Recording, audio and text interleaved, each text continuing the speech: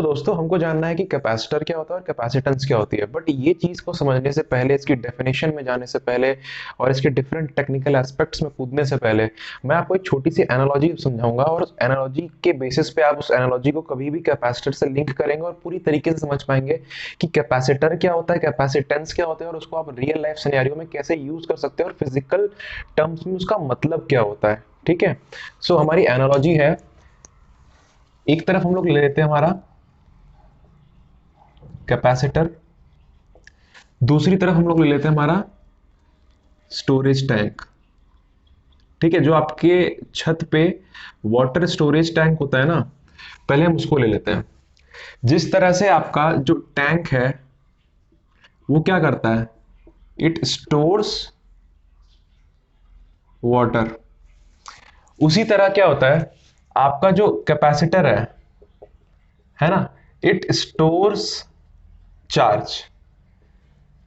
ठीक है, अभी जितना समझा रहा हूं उतना ही समझना, ज्यादा दिमाग मत चलाना क्योंकि चीजें आपके मिक्सअप हो जाएंगी। अभी फिलहाल ये एनालॉजी समझ लेते हैं, कैसे स्टोर करता है, क्यों स्टोर करता है, इस चीज पे हम धीरे धीरे करके और एक एक करके जंप करेंगे। बट अभी आप इस एनालॉजी को अपने दिमाग में ढंग से बैठा लीजिए। ओके।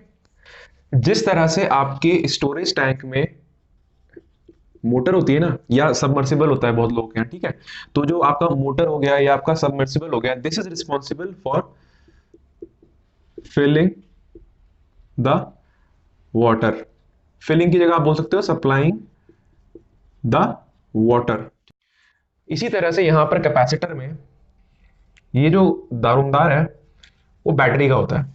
जिस तरह से वहां पे motor is supplying the water, here battery is supplying the charge.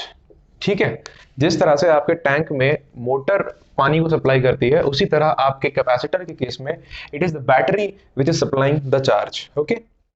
तीसरा क्या है आपका, स्टोरेज टैंक में जो स्टोरेज होता है ना आपका, ठीक है, कि भैया आपकी टंकी में कितना पानी स्टोर होगा वो किस चीज पे डिपेंड करता है। हम क्या, मैं इसको ऐसे बोल सकता हूँ कि टंकी का सरफेस एरिया, हाइट, इन चीजों पे डिपेंड करता है। ठीक है ना, टंकी का बेस कितना चौड़ा है ना, अगर इतने बेस की टंकी है और इतने बड़े बेस की टंकी है तो इस वाली टंकी में एज्यूम कर ले, अगर हम हाइट दोनों केस में सेम है तो इस वाली टंकी में ज्यादा पानी स्टोर होगा।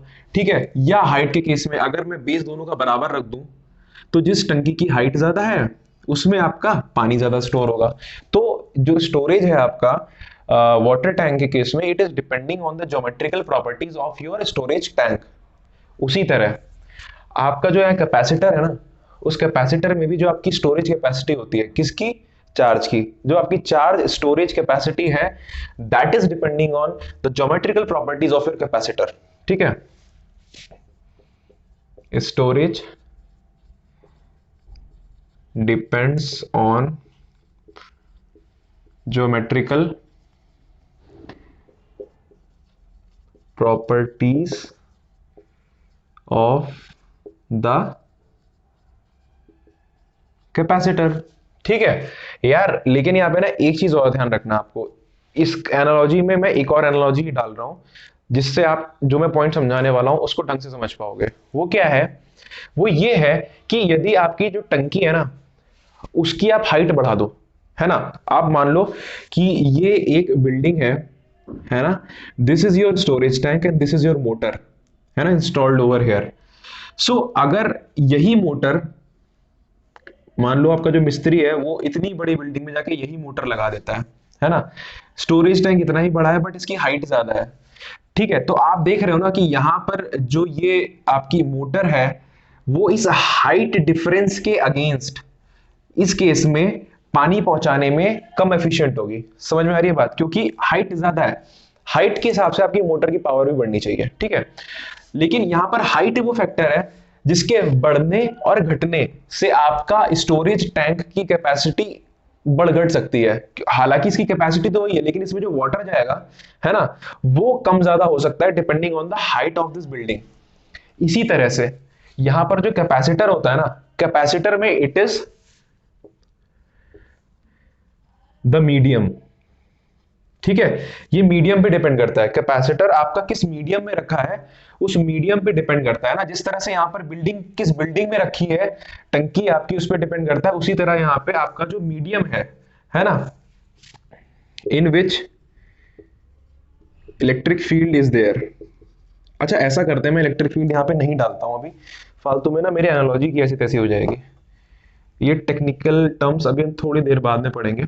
अभी फिलहाल इतना जान लो कि ये सिर्फ मीडियम पे आपके डिपेंड करता है, सिर्फ नहीं, आपकी ज्योमेट्रिकल प्रॉपर्टीज पे डिपेंड करता है और आपके मीडियम पे डिपेंड करता है। और इसी तरह यहाँ पे स्टोरेज कैपेसिटी आपकी टंकी की व्हाट वी से ज्योमेट्रिकल प्रॉपर्टीज और टंकी के कहाँ पे रखी है, मतलब कितनी हाइट पे रखी है, इन चीजों पे डिपेंड करता है। ठीक है, तो इन दोनों चीजों को आप कनेक्ट कर सकते हो।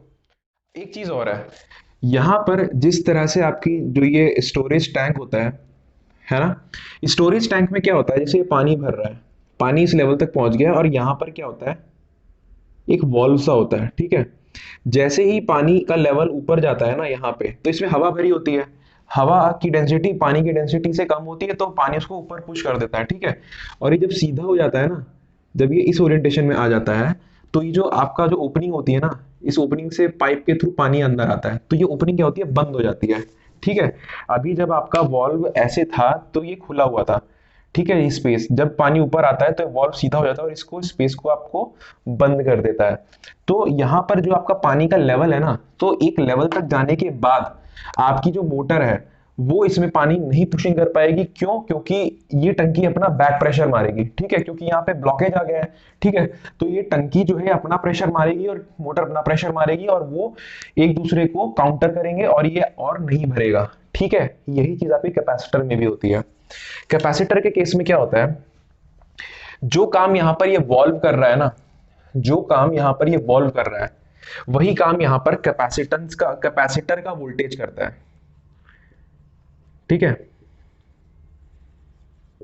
जो काम यहां पर आपका टैंक में जो वॉल्व होता है ना, वही काम आपका यहां पर कैपेसिटर का वोल्टेज करता है। कैपेसिटर का वोल्टेज क्या होता है, इस टेक्निकलिटी में हम थोड़े टाइम बाद में जाएंगे, बट आप ये समझ लो कि जो कैपेसिटर होता है ना, कैपेसिटर चार्ज होता है। ठीक है, कोई एक अपना इलेक्ट्रॉनिक इंस्ट्रूमेंट है जो चार्ज होता है। अब कोई चीज अगर चार्ज हो रही है, दैट मींस उसका कुछ पोटेंशियल तो होगा, और उस चीज को चार्ज करने की जिम्मेदारी किसकी, आपकी बैटरी की।